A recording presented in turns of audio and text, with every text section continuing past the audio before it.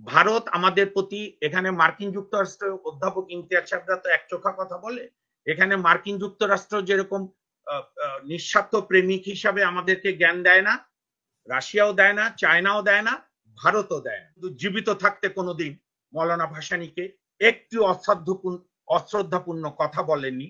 যখন মৌলানা দিনের পর দিন অনশন করেছে, বঙ্গবন্ধু গিয়েছে হুজুরের অনশন ভাঙাতে। মৌলানা ভাসানী অনশন করতেন ফারাক্কাবাদের জন্য। সেই মৌলানা ভাসানী সেই উক্তি হচ্ছে আজকে আমাদের দেশপ্রেমের নতুন যুদ্ধ, সেটা হচ্ছে পিন্ডির শৃঙ্খল ভেঙেছি, দিল্লির দাসত্ব করার জন্য নয়। ফ্যাসিস্ট দলকে যারা যখনই ক্ষমতা এসছে সংবিধানকে দু পায়ে দোলে মুচড়ে দিয়েছে, এমনকি বঙ্গবন্ধুর মতো এত হিমালয় সমান ব্যক্তিত্ব ৭৫-এর ২৫শে জুন সংবিধানকে কবর দিয়ে একদলীয় সরকার ব্যবস্থা চালু করেছে। আপনি জনগণই জানে কোন সরকার কিভাবে কি করবে। জনগণের সরকার হলে জনগণের সরকার একটি বৈধ নির্বাচনের মাধ্যমে যখন ক্ষমতায় আসবে, সে তার নির্বাচনী ম্যানিফেস্টো ঘোষণা করবে।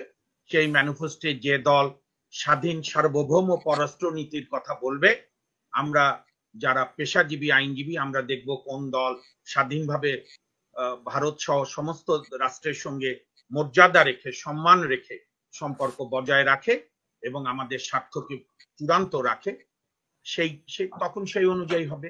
একটা অবৈধ সরকার সমর্থক, একটা জবরদখলকারী ফ্যাসিবাদের অনুচর, ফ্যাসিবাদী সরকারের কিভাবে অবৈধ হলো বলেন? সংবিধানের কোথায় আমরা মান্য করি নাই, কিভাবে অবৈধ হলো সেটা বলেন।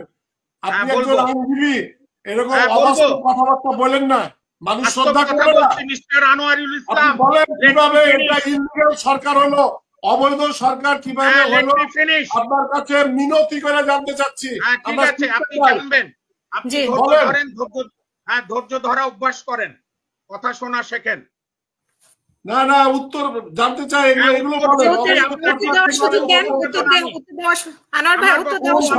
আমরা অমান্য করেছি বলেন। কেন কেন অবৈধ বলছেন বলেন, রাখেন ওনার কাছে। আমার কেন অবৈধ বলছেন এই সরকারকে? একটা গোমূর্খ কথাবার্তা শুনতে শুনতে আমরা ক্লান্ত। বাংলাদেশ পূর্ব পাকিস্তান আওয়ামী লীগের প্রতিষ্ঠাতা হচ্ছে মৌলানা আব্দুল হামিদ খান ভাসানী, সাধারণ সম্পাদক হচ্ছে টাঙ্গাইলের বিখ্যাত জাতীয়তাবাদী নেতা শামসুল হক, জেলে বসে যুগ্ম সাধারণ সম্পাদক নির্বাচিত হয়েছিলেন বঙ্গবন্ধু শেখ মুজিবুর রহমান, এবং আরেকজন যুগ্ম সাধারণ সম্পাদক খন্দকার মুস্তাক আহমদ। বাংলাদেশের সফল প্রথম প্রধানমন্ত্রী তাজউদ্দিন আহমেদ, যিনি ভারতীয় এস্টাবলিশমেন্টকে ১৯৭১-এর ৭ই ডিসেম্বর মুখের উপর বলেছিল আপনাদের সিভিল অ্যাডমিনিস্ট্রেশন লাগবে না, আমার প্রশাসন যথেষ্ট। সেই তাজউদ্দিন সাহেব পূর্ব পাকিস্তান মুসলিম আওয়ামী লীগে যোগদান করেনি। তাজউদ্দিন আহমেদ যোগদান করেছে যখন মুসলিম আওয়ামী লীগ থেকে মুসলিম শব্দ বিলুপ্ত করেছিল মৌলানা ভাসানী এবং বঙ্গবন্ধুর উদ্যোগে। আবার ১৯৫৭ সালে যখন শেখ মুজিবের নেতা সরওয়ার্দী পাকিস্তানিদের দালাল হয়ে ১০০% স্বায়ত্ত শাসন এসে গেছে এবং মার্কিন সাম্রাজ্যবাদের সিয়াটো এবং সেন্টো চুক্তিকে সমর্থন দিয়ে তদানীন্তন পূর্ব বাংলার জনগণের বিরুদ্ধে অবস্থান করেছিল, আমাদের মুক্তিযুদ্ধের, আমাদের জাতীয়তাবাদে, তখন তো মুক্তিযুদ্ধ শুরু হয়নি, স্বায়ত্ত শাসন। সরওয়ার্দী বলেছিল ১০০% স্বায়ত্ত শাসন দিয়ে দিয়েছে পশ্চিম পাকিস্তানি। তখন পূর্ব পাকিস্তান আওয়ামী লীগ বিভক্ত হয়, যেখানে মৌলানা আব্দুল হামিদ খান ভাসানী, অধ্যাপক মুজাফর আহমেদ সহ আওয়ামী লীগের সবচেয়ে ব্রিলিয়ান্ট অংশরা, লেখাপড়া জানা লোকরা, একমাত্র তাজউদ্দিন আহমেদ আর বঙ্গবন্ধু বাদে বাকি সব ন্যাপ গঠন করেছিল ন্যাশনাল আওয়ামী পার্টি। পরবর্তীকালে আবার দুই ভাগ বিভক্ত হয় চীন রাশিয়া ইস্যু। কাজী ইতিহাস নানা রকম আছে। এখানে প্রশ্ন উঠেছে ভারতের সঙ্গে বাংলাদেশ কিভাবে করবে। আমরা কাউকে বোম মারতে বলছি না, মিসাইল মারতে বলছি না।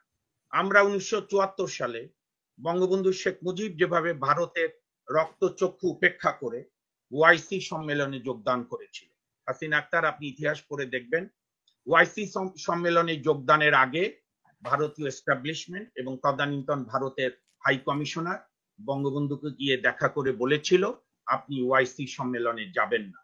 বঙ্গবন্ধু এতটাই উত্তেজিত হয়েছিলেন একজন জাতীয়তাবাদী স্বাধীনতা আন্দোলনের প্রধান পুরুষ হিসাবে যে উনি ইন্দিরা গান্ধীকে ফোন করেছিলেন যে ask your high commissioner how to talk with a prime minister of a country, her excellency. কাজেই ভারতের সঙ্গে বঙ্গবন্ধু সরকারের স্নায়ুযুদ্ধ 1971 থেকেই শুরু হয়েছে। ভারত আমাদের প্রতি, এখানে মার্কিন যুক্তরাষ্ট্রের অধ্যাপক ইমতিয়াজ সাহেবরা তো একচোখা কথা বলে, এখানে মার্কিন যুক্তরাষ্ট্র যেরকম নিঃস্বার্থ প্রেমিক হিসাবে আমাদেরকে জ্ঞান দেয় না, রাশিয়াও দেয় না, চায়নাও দেয় না, ভারতও দেয় না। আমি আপনার এই টক শোতে বহুবার বলেছি, আবারও রিপিট করছি, আমাদের না এই বিশ্বের অন্যতম সফল রাষ্ট্রনায়ক দ্বিতীয় বিশ্বযুদ্ধে ইংল্যান্ডের প্রধানমন্ত্রী চার্চিল বলেছিলেন যে প্রত্যেক দেশের পররাষ্ট্রনীতি স্থির থাকে না, এইটা নির্ধারিত হয় সমসাময়িক সময়, প্রেক্ষাপট এবং রাষ্ট্রীয় স্বার্থের প্রেক্ষিতে। চরম বন্ধু শত্রুতে পরিণত হয়, চরম শত্রু বন্ধুতে পরিণত হয়। পররাষ্ট্রনীতি স্থায়ী না, স্থায়ী হচ্ছে দেশের স্বার্থ। 1971 আমাদের মহান মুক্তিযুদ্ধে, গৌরবের মুক্তিযুদ্ধে ভারতের পররাষ্ট্রনীতি আর আমাদের জাতীয়তাবাদী আন্দোলন, আমাদের দেশ স্বাধীন করার আন্দোলনের নীতি মিলে গিয়েছিল দেখে ভারত আমাদের সহায়তা করেছিল। তার জন্য আমরা কৃতজ্ঞ। যতদিন দেশ থাকবে আল্লাহর রহমতে, ততদিন ভারতকে আমরা কৃতজ্ঞতার সঙ্গে স্মরণ করব। আবার ঠিক সেক্টর কমান্ডার মেজর জলিলের মতো আমরা সাহস করে, ভারত যখন আমাদের এখান থেকে লুটপাট করে নিয়ে যাচ্ছিল, এমনকি খুলনা যশোর ক্যান্টনমেন্টের বেসিং পর্যন্ত নিয়ে যাচ্ছিল, সেগুলো যখন প্রতিবাদ করেছিল মেজর জলিল, সেই প্রতিবাদও থাকবে। কারণ আমরা বঙ্গবন্ধু যাকে হুজুর বলে সম্বোধন করতেন, বঙ্গবন্ধু জীবিত থাকতে কোনোদিন মৌলানা ভাসানীকে একটু অশ্রদ্ধাপূর্ণ কথা বলেননি। যখন মৌলানা দিনের পর দিন অনশন করেছে, বঙ্গবন্ধু গিয়েছে হুজুরের অনশন ভাঙাতে। মৌলানা ভাসানী অনশন করতেন ফারাক্কাবাদের জন্য। সেই মৌলানা ভাসানী সেই উক্তি হচ্ছে আজকে আমাদের দেশপ্রেমের নতুন যুদ্ধ, সেটা হচ্ছে পিণ্ডির শৃঙ্খল ভেঙেছি, দিল্লির দাসত্ব করার জন্য নয়। এবং মৌলানা ভাসানী ফারাক্কাবাদে যে লং মার্চ 75 করেছিল, তার পরিপ্রেক্ষিতে 77 সালে প্রথম ভারত, জিয়াউর রহমান তখন ক্ষমতায়, একটি 34,500 কিউসেক পানি যে কোনো অবস্থায় দেবে এই চুক্তিতে আসতে বাধ্য হয়। এবং জিয়াউর রহমানের সময় প্রথম জাতিসংঘে বাংলাদেশ ভারতের সঙ্গে পানি সমস্যার কথা তোলে। এবং পানি সম্পদ আইনের অনেক ব্যাখ্যা দিলে অনেক দীর্ঘ রাত হবে, যেখানে নদীর উৎস যে দেশগুলো, তাদের আন্তর্জাতিক পানি আইনে তারা বাধ্য সেই পানি যথাসময়ে ছাড়তে। কিন্তু ভারত যেটা করে, প্রচন্ড গ্রীষ্মের সময় পানি আটকিয়ে রাখে, দিয়ে আমাদের তিস্তা সহ পদ্মা সব মরুভূমি হয়। আর যখন পানি অতিরিক্ত হয়ে ওদের বন্যা হয়, তখন স্লুইস গেট খুলে দেয়। আমার বাড়ি গাইবান্ধা সহ সবারই সব জায়গায় বাড়ি, ওই যে আমাদের কুড়িগ্রাম, নীলফামারী, লালমনিরহাট, বুড়িগঙ্গা, ব্রহ্মপুত্র, তিস্তার তীর বেয়ে ভয়াবহ বন্যা নামে। আমরা এই জায়গা থেকেই বলছি, পানি সমস্যা থেকে শুরু করে সকল সমস্যার সমাধানের জন্য ভারতের মতো এত বড় একটা রাষ্ট্র, এত বড় একটা শক্তিশালী দেশ, তার সঙ্গে যে রাজনৈতিক সম্মানের ভিত্তিতে জনগণের শক্তিতে বলিয়ান হয়ে যারা কথা বলার কথা, সেটা একমাত্র বলতে পারে যখন সেই দেশের জনগণের ভোটে ম্যান্ডেট প্রাপ্ত সরকার। আমাকে প্রশ্ন করেন তো, আমার প্রশ্নের উত্তর দেন। ভারতের যে নির্বাচন হচ্ছে, কে জিতবে হারবে ভারতের জনগণ ঠিক করবে। ভারতের কোন রাজনৈতিক দল বলছে যে পাকিস্তান আমাকে নির্বাচনে সাহায্য করছে, বা মার্কিন যুক্তরাষ্ট্র আমাকে নির্বাচনে সাহায্য করছে, বা চীন আমার নির্বাচনে বিরোধিতা করছে? বাংলাদেশের আওয়ামী লীগের সাধারণ সম্পাদক ওবায়দুল কাদের বারংবার বলেছে, দিল্লি আছে তো আমরা আছি, দিল্লি নাই তো আমরা নাই। সেদিন বলেছে দিল্লির কারণেই মার্কিন যুক্তরাষ্ট্র কোনো কিছু আমাদের করতে পারেনি। ডাইরেক্টর বলতে পারে না যে আমাদের অবৈধ ক্ষমতাকে সরাতে পারে। যে অন্ধ তাকে ঘুম ভাঙানোর দায়িত্ব আমার না, অন্ধের বাজারে চশমা বিক্রির দায়িত্ব আমার না। অন্ধের বাজারে জনগণ যেটা করবে, অন্ধদের চোখ অপারেশন করবে, চক্ষু শিবির করে।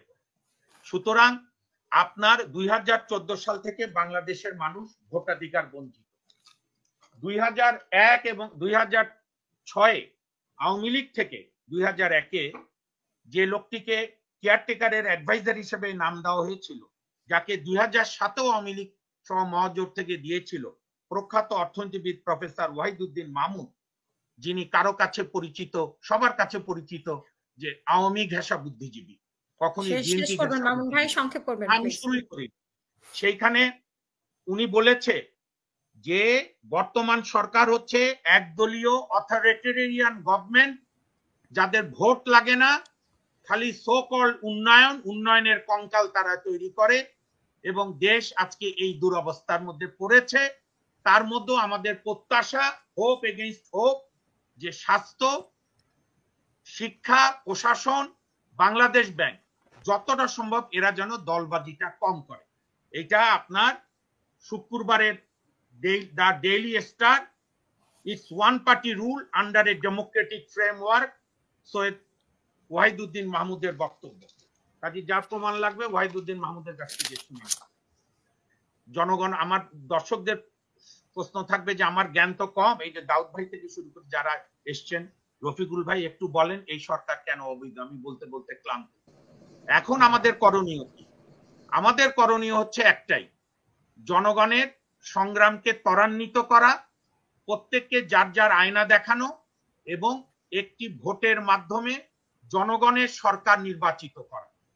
আমাদের মুক্তিযুদ্ধে পাকিস্তানিরা যতদিন ক্ষমা না চাইবে নতজানু চিত্তে, আমরা পাকিস্তানিদের প্রতি আমাদের ঘৃণা অব্যাহত থাকবে। আমরা আমাদের মহান মুক্তিযুদ্ধে ভারতের অবদান কৃতজ্ঞতার সঙ্গে স্বীকার করব। সেই সঙ্গে ভারত গত 53 বছর ধরে পানি নিয়ে, বিভিন্ন ইস্যু নিয়ে যে আমাদের সঙ্গে সম্প্রসারণবাদী আচরণ করছে, তার তীব্র নিন্দা এবং ধিক্কার, ঘৃণা হচ্ছে 2014 থেকে এই সরকারকে, এই আওয়ামী লীগ নামক একটি দানবীয় দলকে, ফ্যাসিস্ট দলকে, যারা যখনই ক্ষমতা এসছে সংবিধানকে দু পায়ে দোলে মুচড়ে দিয়েছে। এমনকি বঙ্গবন্ধুর মতো এত হিমালয় সমান ব্যক্তিত্ব 75-এর 25শে জুন সংবিধানকে কবর দিয়ে একদলীয় সরকার ব্যবস্থা চালু করেছে, যেটি আওয়ামী লীগই 78 সালে সেই বাকশাল পরিত্যাগ করে জিয়াউর রহমানের কাছে দরখাস্ত করে, মিনতি করে আওয়ামী লীগ রিভাইভ করেছিল জিয়াউর রহমান সরকারের প্রণীত পলিটিক্যাল পার্টি রেগুলেশন।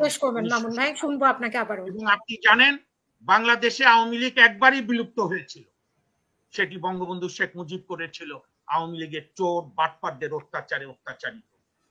তো সুতরাং আমাদের করণীয় হচ্ছে, ভারতের জনগণ আমাদের বন্ধু, ভারতের অন্যান্য রাজনৈতিক শক্তিকে বোঝানো দরকার যে আপনার যেরকম একটি প্রতিবেশী আপনার পক্ষে নাই, জনগণ নাই, এই অবৈধ সরকার হয়তো আছে, কিন্তু আপনি আপনার দিয়ে এখানে জনমত জরিপ করুন কি পরিমাণ তীব্রভাবে ভারত বিরোধী বর্তমান বাংলাদেশের জনগণ।